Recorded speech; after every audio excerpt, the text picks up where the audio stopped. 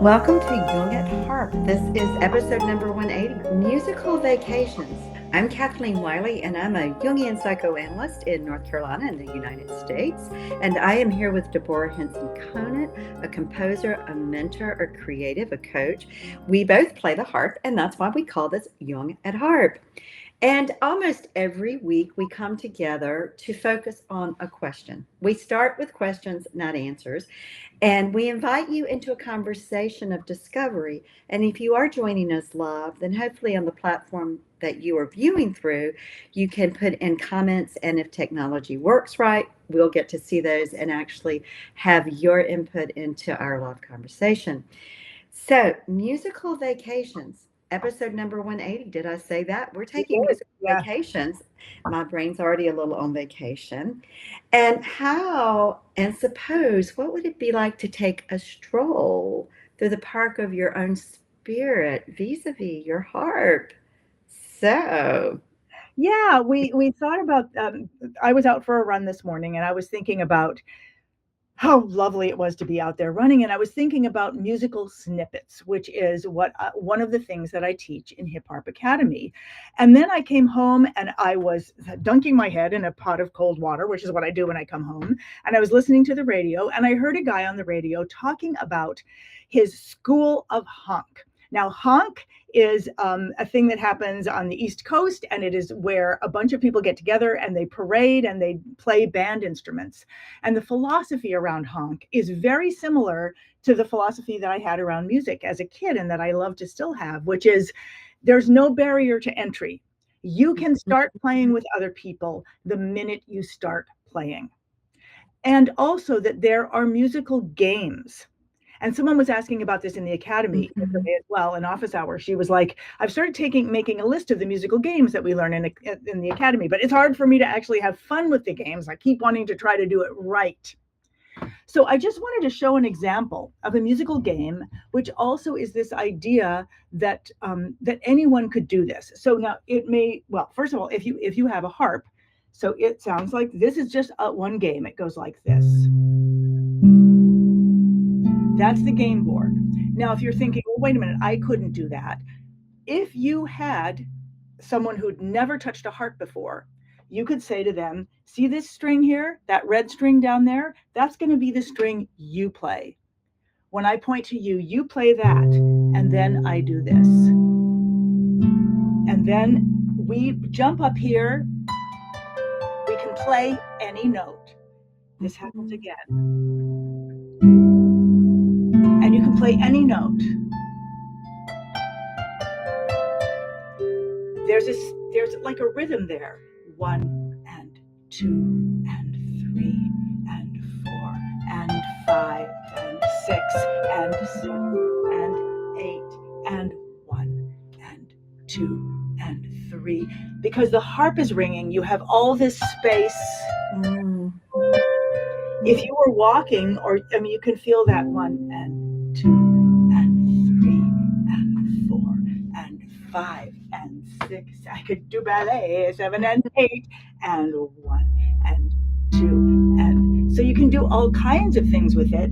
And then as you get more comfortable with it, the person who's doing that, they might think, well, there's another red string down there. Could I play that one instead? And yes, you can. And the beauty of setting up a game like this is I'm basically setting, and the harp is particularly,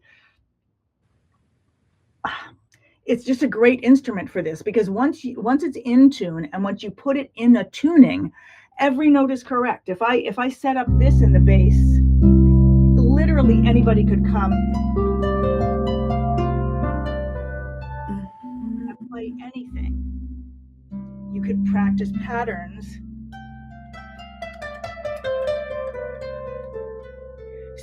So you get to do anything, and then you also get to experience being musical with it. So what does being musical mean? To me, being musical means like when you're a kid and you put on a cape, like I'm being a superstar, or so sorry, a superhero. It's playing as if you Mhm. can, as Mhm. if it's expressive, and letting your whole body do that. So it is a really, I mean, that's a vacation. Now, if you were like, well, I'm sick of being on that beach, what do? You can always move it down, skip over one string and move it down. Now it's like just a shadow version of it. Still play the same game, then it just takes you away for a minute and you can come back. So you're just playing with music. And I mean, of course, I love doing complicated stuff, blah, blah, blah, blah, blah, blah, blah. But being able to, having that, knowing that you can walk into the park of your instrument at any time and have that experience, and that you can invite others to walk with you. And the one thing that you have to leave outside that park is your the critical faculty that says, oh no, that doesn't sound good, or oh no, I'm not doing it right, or oh, that you didn't play the rhythm right, or blah blah blah blah blah blah. It just isn't about that anymore. That if you walk through a park, oh, I stumbled, I did it wrong. We're like, oh, it goes up, and I don't know. I mean, it's the engagement, and it then then it creates this new world in which you're inside of music, walking around. Yeah, you don't have to apologize at all. I mean, as you're talking, there's several things, and one is I'm thinking about the psychoanalyst Winnicott, who talked a lot about the importance of play. Winnicott was a pediatrician before he became a psychoanalyst, and so that ability to play, which means explore, discover, experiment, not start out knowing. We play in our conversations. Right. And play creates a creative space. Yeah. So we use a question. I mean, that's our game. We use it all the time, over and over. Never gets old. And I just realized this is also like a question. This is a question, and you answer it some way, and then you ask the question again. You come back to it, and then you maybe look at the question a little bit differently. Well, what about this way of looking at it? And then let's go back. Yeah. So tell me more about when. Well, I was thinking about, if you watch little kids play, they're always asking a question, whether they verbalize the question or they go about like, what can I make my Tonka toy do? Or, how can I get this truck going around the track now? Or how do these Legos fit together? I mean, there's always this questioning that's going on in the background, but it isn't the kind of questioning that the logic analytical mind takes over and, oh, there's got to be a right answer, because that is the antithesis of play as far as I'm concerned, and vacation. Right. I am having such a physical response to what you're saying. I'm feeling it literally in my stomach. I'm feeling like there's something tight, like letting go. Like I feel striations of things letting go, realizing that the things that my perfectionism hinders me from doing, which is extremely painful. I haven't until this moment thought about applying a question like that. Like, what is it? What happens when I do this? Well, what happens when I do this? Just thinking about it the way you did. Because always I get interested once I get started, like, oh, my sock. All right, well, let's see.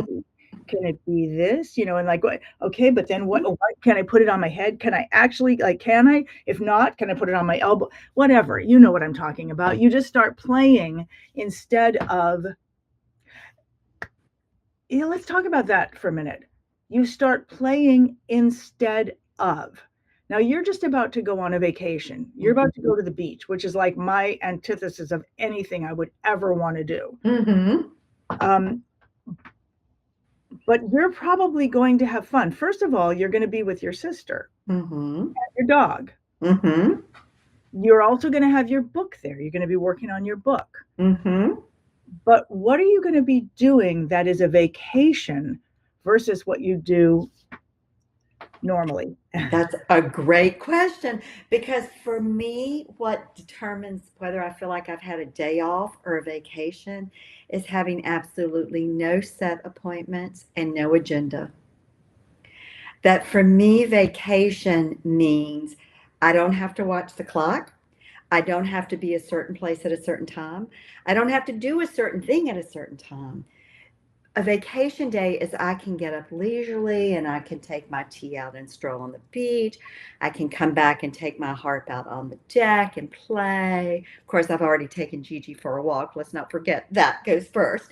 Um, but I can really be present to what my own felt sense wants and what the desire of the moment is that will meet that felt sense.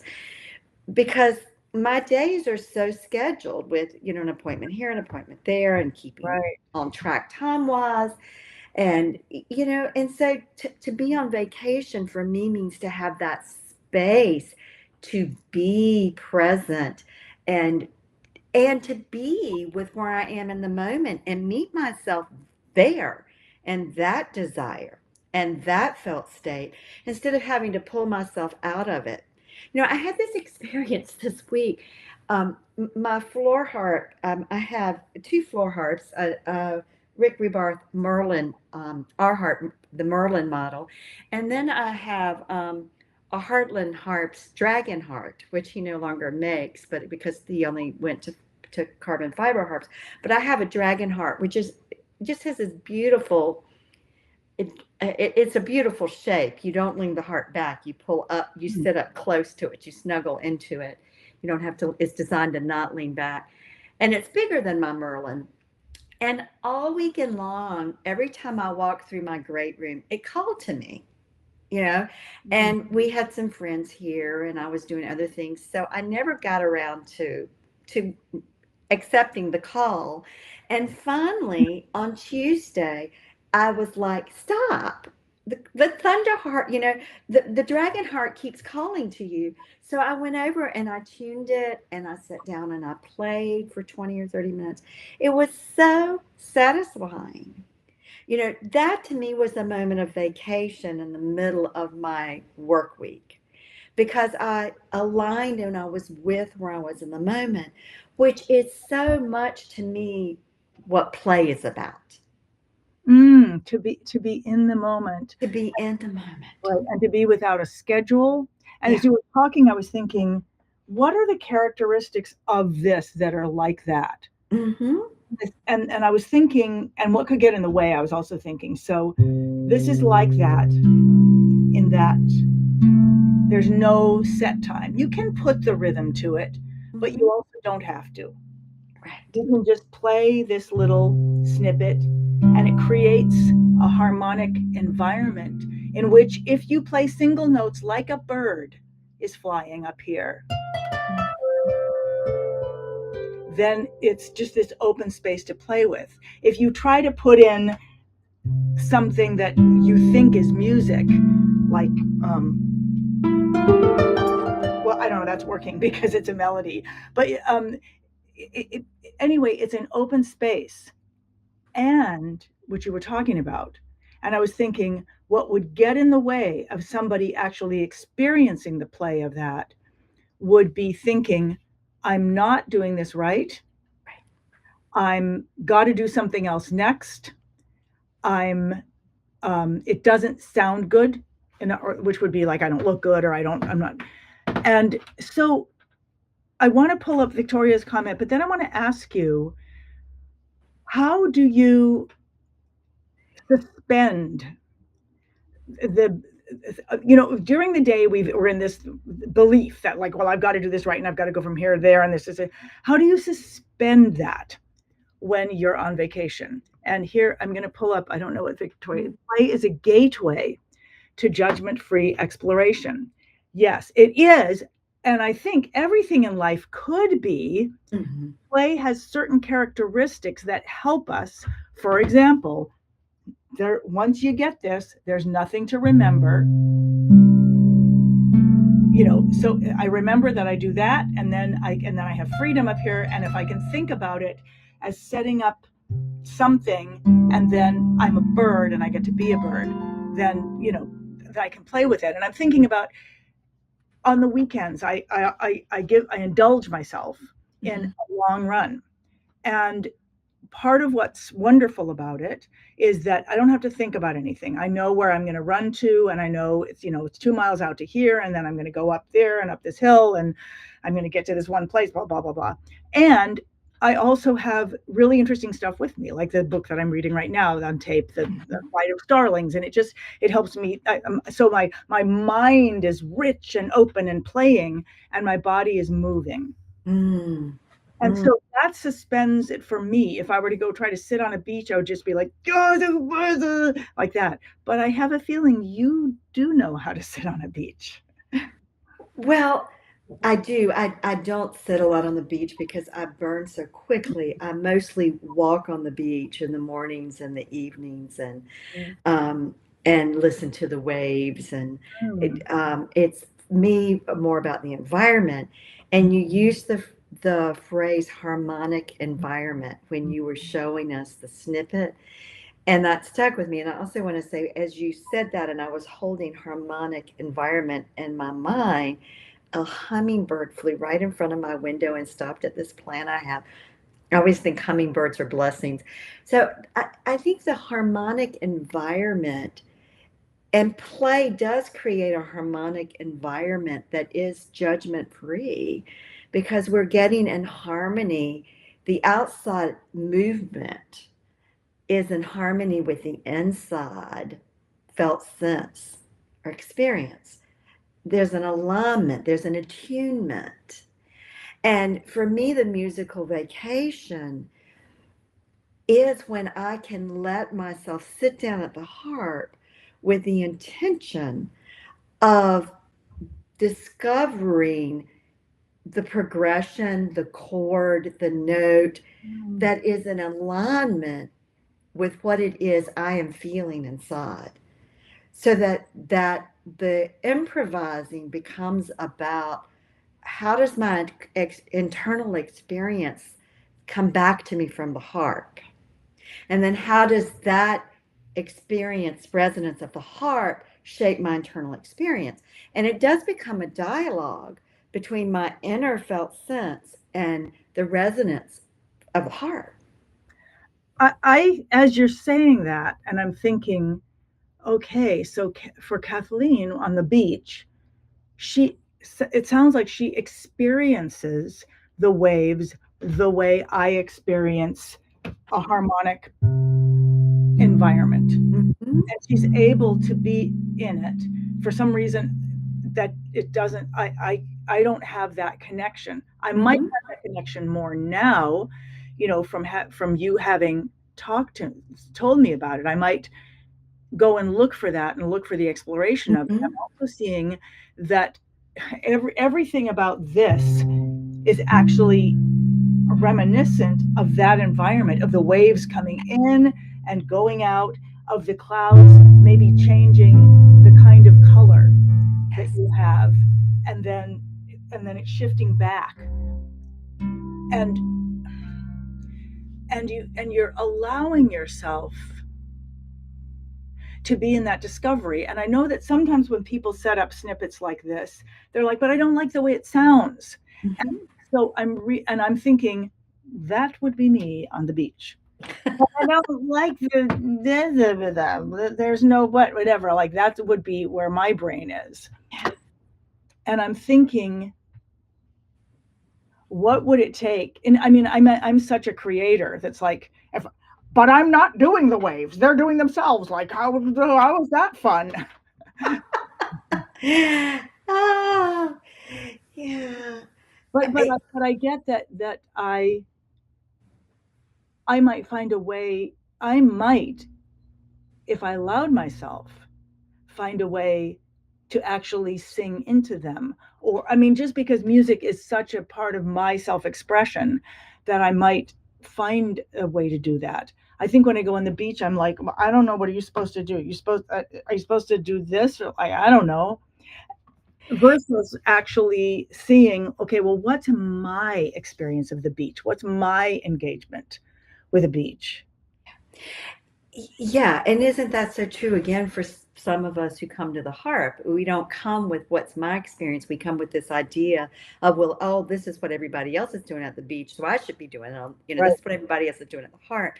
And it totally destroys the creativity right, and the exploration and any sense of play. right. But to be able to be in the environment, whether it's the harmonic environment of the harp or the harmonic environment of the beach or any nature setting, and to experience the impact of that on the person I am or the person you are, and how your own engagement with it shapes the experience. I mean, that's really the dialogue with the harp when I'm really present and let go of my expectations is I'm shaping the music, but the music is shaping me. It's a circling of creating together, of It's funny. playing. You're talk. Sorry, I just interrupted That's you. okay. I'm thinking about as you were talking, and I was thinking about how I like to engage with nature, and I really love water, but I like running water. I like Hmm. running water and rocks together with running water, and I like, I don't know, discovering things. I like discovering rocks or whatever. Like, and I feel nervous now because now I have to worry about ticks and blah blah blah blah blah blah. So, which I get why the beach is helpful for that. But I'm thinking when it comes to snippets that probably some people feel the same way, that it's about finding the snippet that, well, first of all, like letting myself go to the beach, and maybe there's something for me there. I don't know. I could find something. But also then finding a harmonic environment that does work for me. Right. Like I was exploring this one the other day.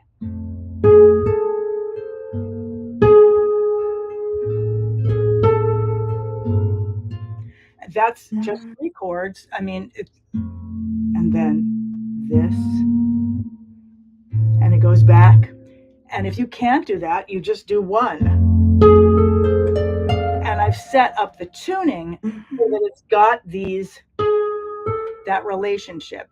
And if you just learn a few little things, if you learn a few little patterns, you can start to be expressive with it in a certain way if you allow yourself. So I'm thinking that, um, as we look at snippets or in environments, Mhm. musical and harmonic musical environment, and I see there's a rhythm here because this rhythm is like ba, ba, ba, ba, ba, and Mhm. I could even, and I think I even did. Let me just see here for a second. I think I might have looped it. Mhm. No, that loop is not happening there. I looped it so that I could just kind of play around with it. So I'm thinking, to take a vacation in music, you might want to explore different landscapes, and having simple snippets to do that, and then understanding everything you don't have to do there. Mhm. Exploring different landscapes because so often on vacations, that is what people do. They Mm, go to a different landscape, and even in the area they're in, they experience different landscapes. When you talked about running water, I thought about all of the beautiful waterfalls I've visited and when I've been in vacation in Western North Carolina. So, mm, it's that exploration of different landscapes, and on the harp, the snippets that you offer are a way of doing that. I also want to say something about the word vacation for a minute because the root of the word vacation is vacate. right. And so I, I have always aspired to create a life that I didn't want to vacate. That I Ah, always, my goal, and part of why I actually live on the water, I live on a lake, is I wanted to create a lifestyle I wanted to be in. I wanted a life I wanted to stay in. And so For me, the vacation often is about vacating some of the old distorted patterns of efficiency and productivity that actually interfere with my being in the life I've created that I want to be in. So it's like a reset to leave that environment Mm. reminds me it's like letting go of those other things that can so easily creep in and keep me from experiencing the life that I do have that I've created that I want. I don't know if that makes sense or not. It does make sense, but I'm still, part of my brain is back on the waterfalls in North Carolina, which is beautiful. But help me out here.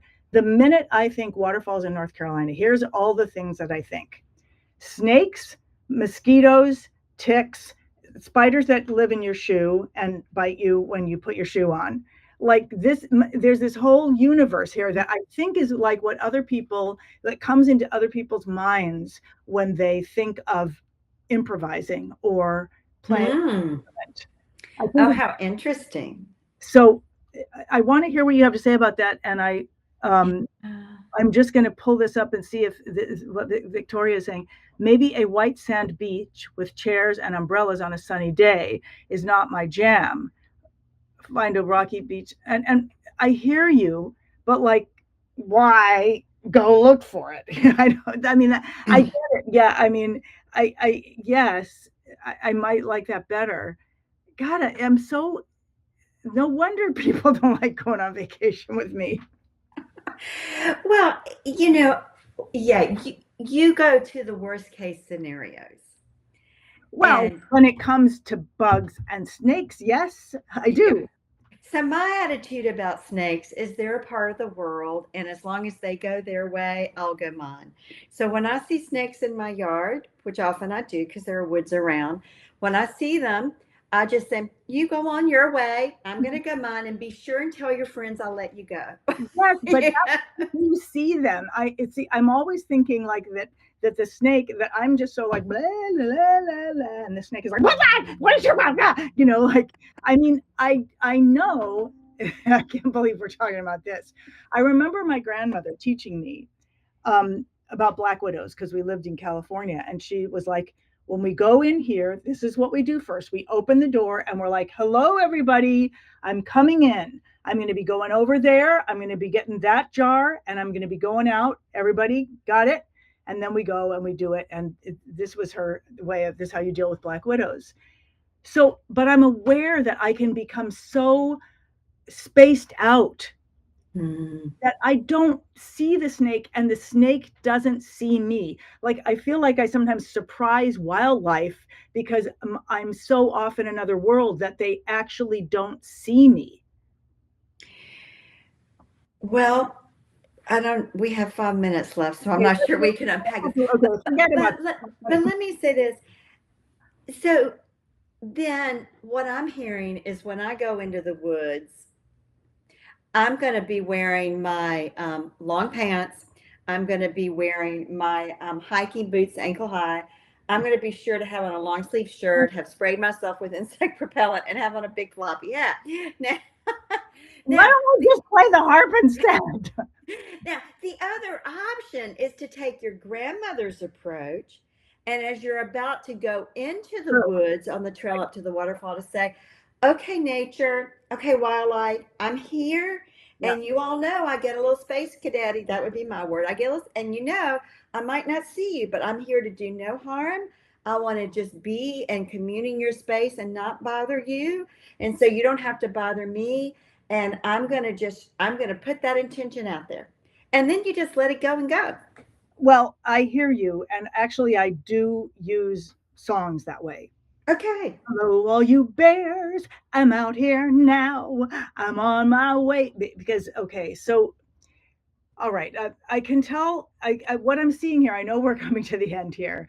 And I think what we're seeing here in action is, what is an environment that you love? Mm. Whatever that environment is, whatever it is, what is it that you love? And can you, are there musical environments that you feel both safe and interested in? or maybe a little unsafe, but there's things that you can do. And then actually visiting those places, also being aware of your own anxieties. Like, I want to go look at what are my anxieties? Am I willing to do something about it? If I'm not, then I'm going to make different choices. But I will say that for me, because I do have some of those anxieties, even though I go out running every day, but it's basically the same path. This is a place that I do feel safe to take a vacation and to discover and to explore. And now that we've talked about it, it's something I will do more consciously. Mm-hmm. Yes. Yeah.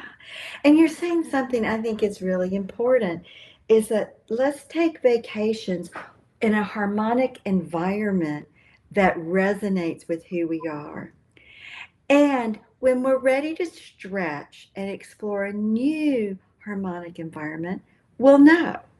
We'll know if it's worth the equivalent of the mosquito repellent and the long sleeve shirts and you know that musically we'll know when it's time to add in another note or chord or speed up a little bit. Those would be things that would scare me, you know, in that environment. But that we'll know. But it starts by honoring and being willing to play because feeling safe is important, an important aspect to play. It's hard to play when you don't feel safe. So, musical vacations, playing, harmonic environment, safety, all are a part of the field we're talking about. And being okay with it. That, we don't have to be comfortable in the same harmonic environments. Well, yeah, and as you were talking, I was thinking, well, what do I do in the academy? Like, one of the things that I do at the beginning of every session is I create a harmonic environment or snippet Mm-hmm. like this to give people. And I realized it's kind of like somebody showing me, what to look for in nature or how to actually be able to, find a mushroom I might like or notice when there's mosquitoes or whatever it is, so that I can actually engage more in the beauty and the environment that I have all around me. So Mm-hmm. this is making me more interested about teaching these Mm-hmm. harmonic vacations or musical vacations, and also thinking, who can show me? Is there someone who can show me? And it's also making me think about this guy who's made the honk school, and just the opportunity to sit down with someone like that and see, what are we each creating in our own way that we might want to share.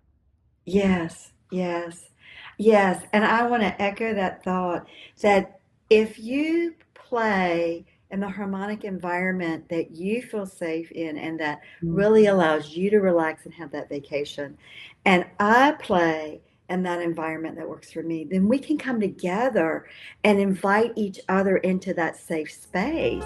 And so in that way, I Visit expand and you expand. jungatharp.com for Right. show notes, And that's the contact links, beauty and to follow That the is ongoing relationship. conversation. Right. That's You can show Jung, me as and in I can Carl show Jung, you, and I the just famous realized one of the psychoanalyst, most and important harp, things to as in take the with you many-stringed at instrument. any moment in this is, and this is enough.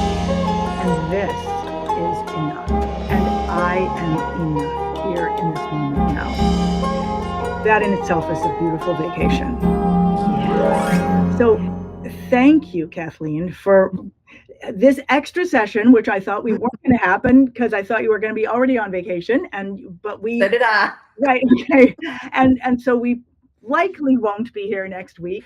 But thank you so much for everyone who joined us and who joins us afterwards, and all the beautiful things that you write and say. And Victoria, yes, if harmonic vacation tour guide could be my next job, indeed. Thank you so much, Kathleen. Have a wonderful time. I can't wait to hear what you discover at the beach. Okay. And we'll see you all in a couple of weeks. Bye bye.